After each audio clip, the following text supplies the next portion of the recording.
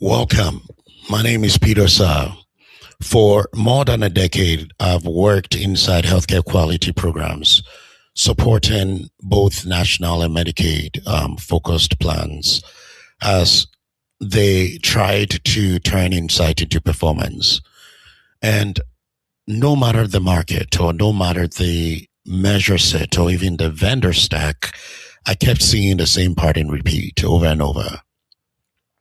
Healthcare quality outcomes don't stall because we lack insight. They stall because the execution breaks down. Most quality teams today can tell you exactly who has the gap, what the gap is, which measure it ties to, and what should happen next. I mean, there are dashboards and analytics tools that does a very good job in doing this specific work, which is gap identification. But, that is not a problem. The problem is that what should happen next often doesn't, or even it happens too late, or it happens in a way that doesn't even count. So, despite the real effort, despite the real work, performance plateaus. And it's not because people are not capable or not because the teams don't care, but because there is no one system, there is no system, right, that truly owns the execution from the moment a gap is identified to the moment it's closed and correctly submitted, which is why I started this podcast.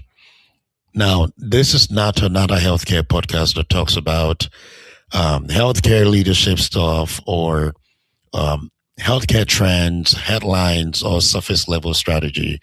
This is where we break down how healthcare quality actually works behind the scenes, where it breaks down, why it breaks down, and what it really takes to fix it.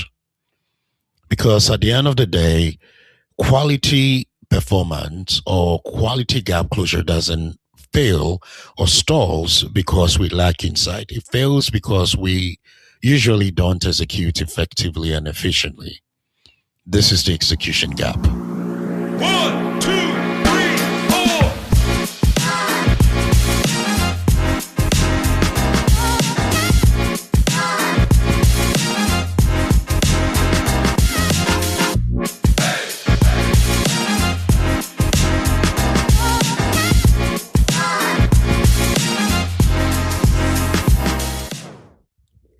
Over the years, I've supported large scale quality programs involving um, tens of thousands of chart retrieval or data retrieval, hybrid and prospective HEDIS operations, provider outreach campaigns, continuous abstraction workflows. And year after year, the same pattern was consistent. A lot of activity, a lot of efforts, and a lot of vendors. But the the performance did not move the way the effort suggested it should. And the reason was rarely about people or even the intent. It was the structure because no one truly owned the execution end to end at the level where quality is actually won or lost. Now, and here's the uncomfortable truth that most organizations don't articulate.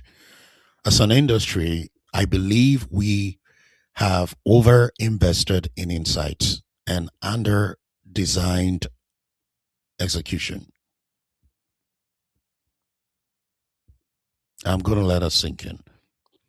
I think we have over invested in insight and under design execution. We have built analytics platforms. We have built gap identification engines, dashboards, reporting layers, and look, all of that is valuable. Like they are all needed, right?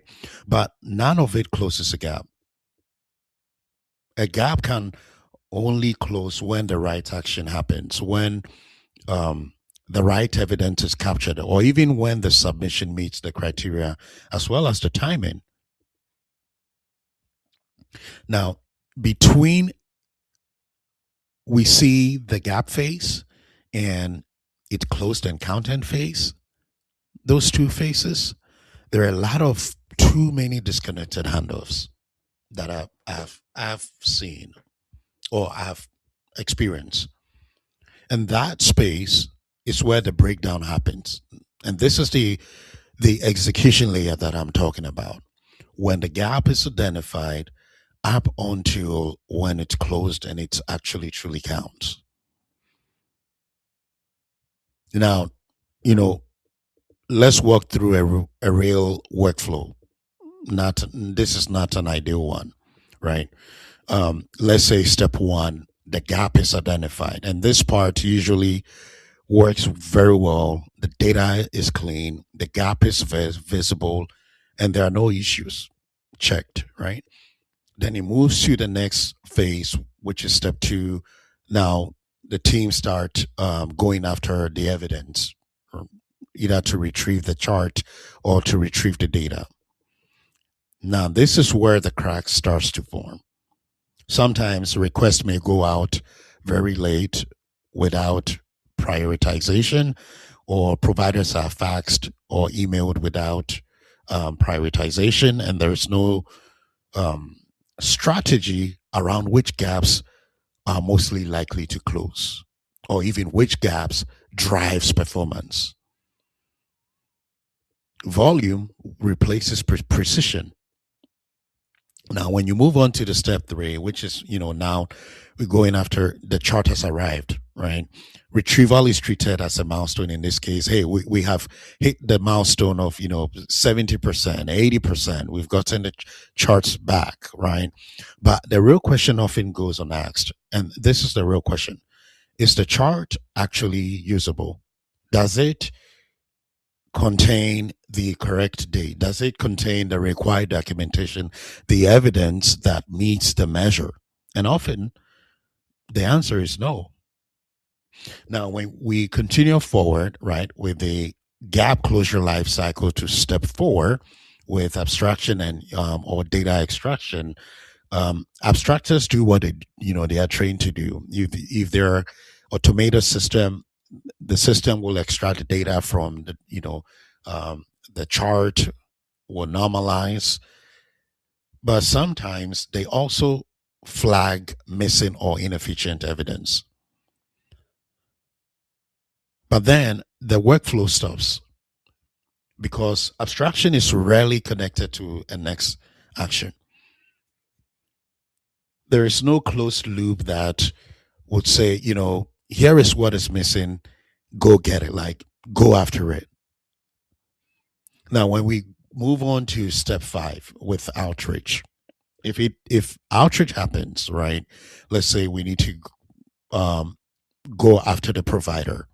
Sometimes it may even happen late because um, the retrieval team did not get visibility in real time, so they would need to run helter skelter towards the end of the campaign phase or the project to be able to get that very chart to in order to hit that milestone or to attain that star level or hit that benchmark.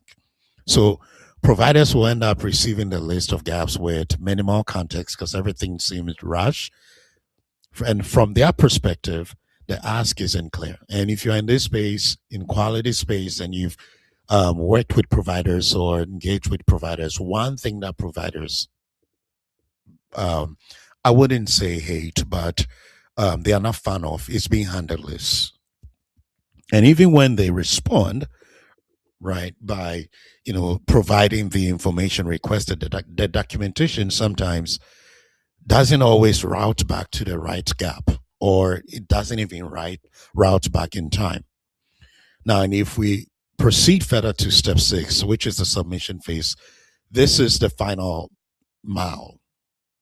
And, this is when the work has been reviewed, the abstraction has happened, and data needs to be submitted. And even when the work occurred earlier, coding can miss nuances. Documentation may not meet criteria, or even the timing can invalidate the efforts of all the work that were done by the prior teams. So the gap remains open despite the real work that is being done. Now, when you zoom out, right, what you see is not failure by individuals. You will see a fragmented system where the retrieval isn't tied to likelihood of closure, or abstraction isn't tied to a follow up, or outreach isn't tied to specificity, and submission is just disconnected from upstream context. So everyone is busy, but no one fully owns the gap from start to finish. When performance stalls, the common response is we need more outreach, right? And this usually happens in Q4 during the prospective year, or in a hybrid retrospective season towards the last 2 weeks, usually towards the end of April, when the team realized, okay, we're not meeting that rate for that measure. The team starts sending more outreach. Send more. We need more outreach. We need more charts. We need more people to do more stuff. more, right? Add momentum, keep pushing, which is all good. But I would say that adding volume to a broken pipeline doesn't improve outcomes. It just increases activity. That's the honest truth. So the fundamental shift is this: stop managing quality at the program level and start managing it at the gap level, because every gap should move through a visible life cycle, which is identification, gap identification, retrieval, initiation, evidence assessment, abstraction, and validation, as well as submission of data.